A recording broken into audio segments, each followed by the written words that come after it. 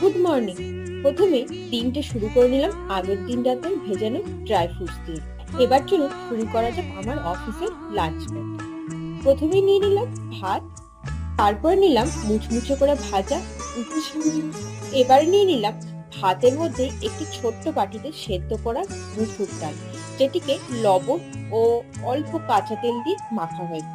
ফলের মধ্যে নিলাম কেশর বা সাদা আলু, আপনাদের এখানে কি বলা হয় এটিকে জানাবেন অবশ্যই। আর সাথে নিলাম শসা, সাথে কালকের পাবদা মাছের তরকারি তো আছে। আর এই পাবদা মাছের ঝোল কিন্তু আমার চ্যানেলে অলরেডি আছে।